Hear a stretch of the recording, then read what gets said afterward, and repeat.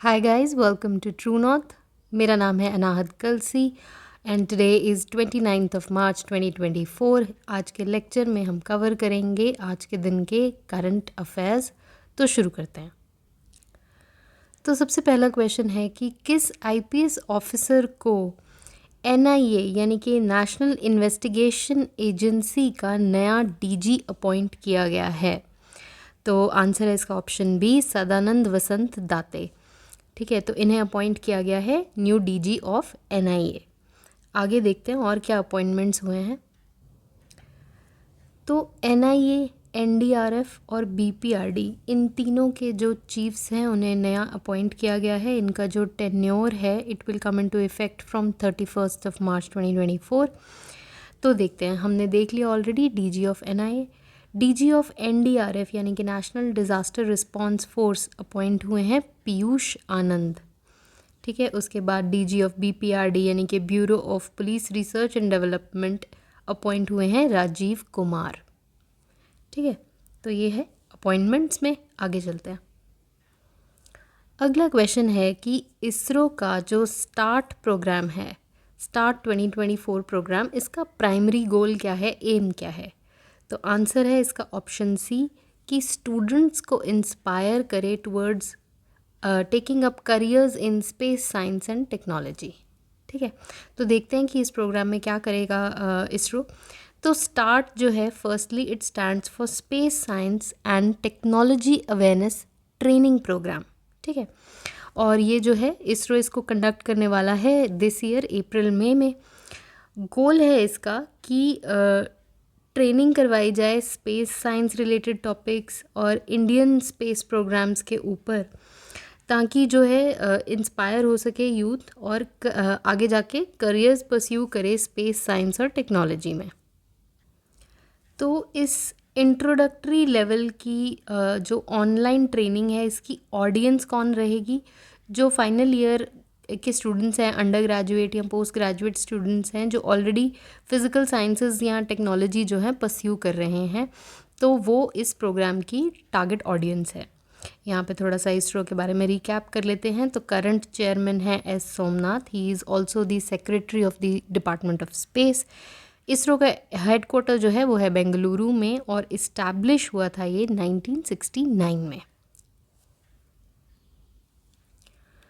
तो अगला क्वेश्चन हम देख रहे हैं कि हाल ही में थाईलैंड के लोअर हाउस ऑफ पार्लियामेंट ने एक हिस्टोरिक बिल को जो है पास किया है, वो किस चीज़ के रिलेटेड है। तो आंसर है option C, it is a bill legalising same sex marriages in the country. तो देखते हैं इसके बारे में। तो अगर ये जो है बिल पूरा अप्रूव हो जाता है तो थाईलैंड जो है it will become the first south east Asian country to legalise same sex marriages. तो हमने ऑलरेडी देखला कि लोअर हाउस ने पास कर दिया है इस ग्राउंड ब्रेकिंग बिल को। तो इस बिल का जो नाम है that is marriage equality bill. तो अगर ये अप्रूव हो जाता है तो सेम सेक्स मैरिज कपल्स जो हैं उनको rights of inheritance, child adoption, इस तरीके की चीज़ें जो कि अभी तक नहीं अवेलेबल थी, ये राइट्स अवेलेबल हो जाएंगी। ठीक है, और देखते हैं कि एशिया में और ऐसी कौन सी कंट्रीज़ हैं जो सेम सेक्स मैरिज को रिकग्नाइज़ करती हैं अपने देश में। तो ताइवान है और ताइवान के बाद नेपाल ने भी ऐसा एक लॉ जो है पास किया है। उसके बाद देख लेते हैं कि थाईलैंड के पीएम कौन है करंटली। तो ये हैं Srettha Thavisin, the current PM of Thailand. अगला क्वेश्चन है कि किताब from a car shed to the corner room and beyond, ये जो ऑटोबायोग्राफी है ये किसने ऑथर की है। तो ये किताब है बाय एस रमन। ठीक है, तो इसके बारे में और देखते हैं। तो यहाँ पे आप देख सकते हैं बुक। तो एस रमन जो हैं ये फॉर्मर सीएमडी हैं कैनरा बैंक के। इन्होंने एक ऑटोबायोग्राफी लिखी है जो कि एक अकाउंट है उनकी जर्नी का।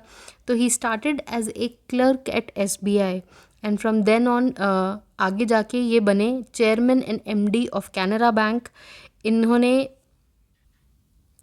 जो है सेबी पे भी सेबी में भी एक term as a whole time member जो है निकाला है at the securities and exchange board of India.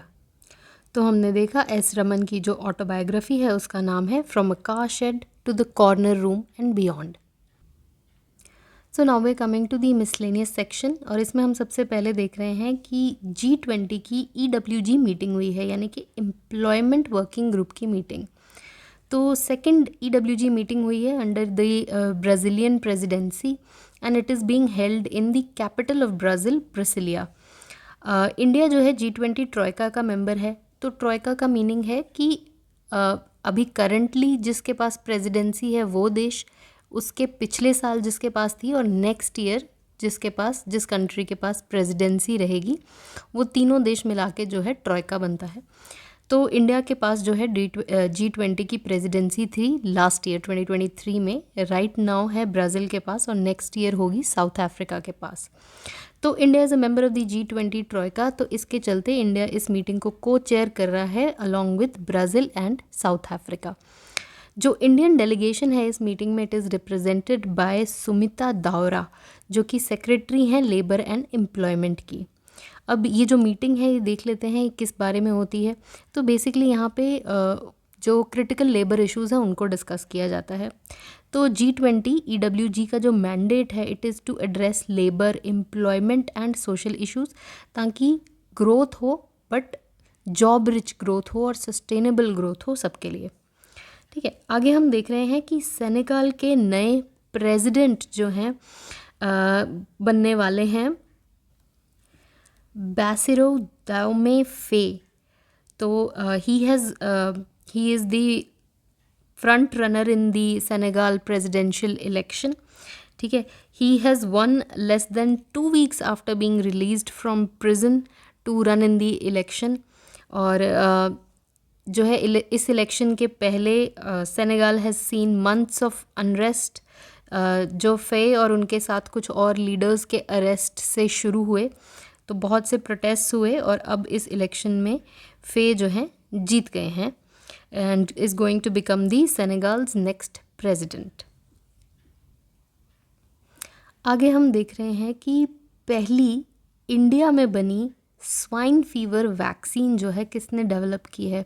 तो it has been developed by IIT Guwahati, और IIT गुवाहाटी ने इस पायनियरिंग टेक्नोलॉजी को जो है ट्रांसफ़र कर दिया है बायोमेड प्राइवेट लिमिटेड को, जो कि इसका कमर्शियल प्रोडक्शन करेगी इस वैक्सीन का, जो है फॉर स्वाइन फीवर। यहाँ पर जान लेते हैं कि स्वाइन फीवर जो डिज़ीज़ है वो क्या है। तो ये एक वायरल डिज़ीज़ है जो कि पिग्स को इम्पैक्ट करती है, पिग्स में होती है, हाईली कंटेजियस है, यानी कि फैलती बहुत जल्दी है पिग्स में।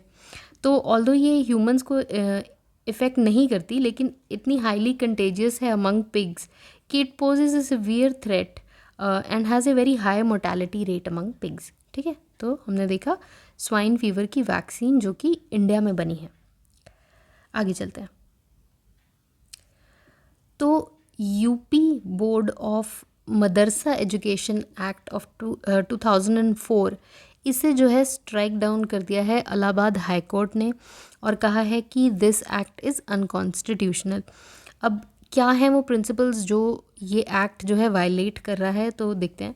तो according to the judgment, this act is violative of the principle of secularism, articles 14, 15, 21 and 21A of the constitution.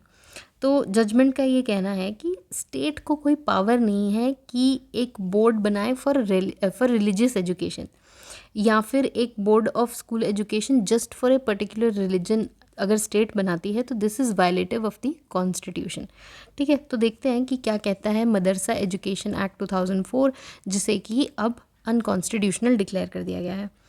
तो इट अलाउड मदरसाज कि वो एजुकेशन प्रोवाइड कर सकते हैं Arabic, Urdu, Persian, Islamic studies और अदर ब्रांचेस में विदाउट हैविंग टू मतलब जो उनका कोर्स है, जो उनका करिकुलम है, उसको उन्हें किसी स्टेट एजुकेशन बोर्ड से रिकग्नाइज़ कराने की ज़रूरत नहीं है। तो अकॉर्डिंग टू दिस एक्ट जो है ग्रेजुएट, पोस्ट ग्रेजुएट और रिसर्च लेवल पे भी जो है पढ़ाई कराई जा रही थी, और अब जो है इन स्टूडेंट्स को दूसरे बोर्ड्स के जो रिकग्नाइज्ड बोर्ड्स हैं उनके स्कूलों में एब्जॉर्ब करने का जो है डिसीजन दिया गया है। आगे हम देख रहे हैं ए ब्रिज कोलैप्स इन यूएसए's बाल्टीमोर, जो कि है द स्टेट ऑफ मैरीलैंड में। तो देखते हैं, तो काफ़ी फिल्मी ये हुआ है। एक Singaporean container ship called Dali, it lost power and it crashed into the Francis Scott Key bridge, ठीक है, कॉजिंग इट टू कोलैप्स और plunging it into the river below. तो ये जो की ब्रिज था, this is over the Patapsco river which is in the city of Baltimore in Maryland USA. जो इस cargo ship का क्रू है, कहा जा रहा है कि ये सभी जो हैं इंडियन नेशनैलिटी के हैं and they are all safe, although some people have lost their lives in this crash, जो कि उसकी ब्रिज पे मौजूद थे। और नीचे जो नदी का पानी था वो बहुत ही ज़्यादा ठंडा था। तो या some people have lost their lives in this tragedy. तो ब्रिज कोलैप्स हुआ है बाल्टीमोर यूएसए में। आगे चलते हैं। तो आज के करंट अफेयर्स तो हो गए हैं complete, but quickly let's test ourselves through some questions. आज के लेक्चर के ऊपर ही बेस्ड हैं questions. If you want to do these questions on your own, you can download the PDF from the Telegram channel and solve them on your own, but मेरे साथ साथ भी कर सकते हैं। It will be fun, it will be quick. तो सबसे पहला क्वेश्चन देख रहे हैं कि who is replacing Atul Karwal as the new chief of NDRF, ठीक है। तो नेशनल डिज़ास्टर रिस्पॉन्स फोर्स के जो चीफ बन रहे हैं अब वो हैं पीयूष आनंद, ऑप्शन बी। नेक्स्ट क्वेश्चन है who is the current chairman of ISRO and the secretary of the department of space. तो आंसर है इसका ऑप्शन सी, एस सोमनाथ। अगला क्वेश्चन है कि जो पटाप्सको रिवर इन यूएसए, वहाँ पे जो ब्रिज कोलैप्स हुआ उसमें जो कंटेनर शिप इन्वॉल्व थी उसका क्या नाम था, ठीक है। तो आंसर है इसका डाली, ठीक है। और फ्रांसिस स्कॉट की ये तो ब्रिज का नाम था। एवर गिवन जो है एक और ऐसी शिप थी जो एक डिफरेंट इंसिडेंट में इन्वॉल्व थी, ठीक है। तो आंसर है डाली। अगला क्वेश्चन है कि G20 की EWG मीटिंग जो है ब्राज़ीलियन प्रेसिडेंसी के अंडर, इसको कौन सी सिटी होस्ट कर रही है। तो कौन से शहर में हो रही है ये मीटिंग। तो आंसर है इसका option A, the capital of Brazil, Brasilia. Next question देख रहे हैं कि who has been named as Senegal's next president. तो कौन जीता है प्रेसिडेंशियल इलेक्शन इन सेनेगाल। तो आंसर है इसका ऑप्शन सी, बेसिरो डायमे फे। आगे देख रहे हैं what cause the collapse of the Francis Scott Key bridge in Baltimore USA. तो रीज़न बताना है हमें कोलैप्स का। तो इसका आंसर है option A Singaporean container ship crashed into the pillars of the bridge causing it to plunge into the river beneath. Next question है यदि जो है थाईलैंड में जो बिल आया है अभी to legalise same sex marriage वो कम्प्लीटली अप्रूव हो जाता है, तो थाईलैंड जो है किस रीजन का पहला देश बन जाएगा to legalise same sex marriage. तो आंसर है इसका option C, south east Asia का पहला देश। अगला क्वेश्चन देख रहे हैं हम कि इलाहाबाद हाईकोर्ट ने जो UP board of Madrasa education act है 2004 का, उसको डिक्लेयर किया है अनकॉन्स्टिट्यूशनल और कहा है कि ये एक पर्टिकुलर प्रिंसिपल को वायलेट करता है। व्हाट इज़ दैट प्रिंसिपल, ठीक है। तो आंसर है इसका option B, it violates the principle of secularism. अगला क्वेश्चन है कि who has developed the swine fever vaccine in India. तो आंसर है इसका ऑप्शन सी, IIT गुवाहाटी ने इस वैक्सीन को डेवलप किया है। Next and the last question is what type of disease is swine fever. तो ये एक हाईली कंटेजियस वायरल डिजीज़ है, ठीक है। वायरस की वजह से होती है पिग्स में स्वाइन फीवर। तो आज के करंट अफेयर्स तो हो गए कंप्लीट, क्वेश्चंस भी कर लिए हमने। अब ज़रा आपकी नॉलेज टेस्ट की जाए कि आपको पहले का क्या याद है। तो 2 क्वेश्चंस सॉल्व करिए आप। Which demographic group makes up the majority of the unemployed workforce in India. तो ILO की जो रिपोर्ट आई है ऑन एम्प्लॉयमेंट, उसके हिसाब से इंडिया की जो अनएम्प्लॉयड वर्कफोर्स है उसमें मेजॉरिटी डेमोग्राफिक ग्रुप कौन सा है? Is it women, is it elderly, is it youth, is it children? ठीक है। सेकेंड क्वेश्चन है आपके लिए, who has been appointed as the next ambassador of India to Myanmar? तो ऑप्शंस हैं आपके, अभय ठाकुर, सोमेंदु बागची, अभिलाषा जोशी या फिर विनय कुमार। तो आप कमेंट्स में आंसर करके बताएं, आपको याद है तो आप आंसर करिए। तो आज का लेक्चर यहीं पे ख़त्म करते हैं, और आपको ये वीडियो अच्छी लगी हो तो press like and subscribe to the channel, and you have a wonderful day. Thank you ji, bye bye.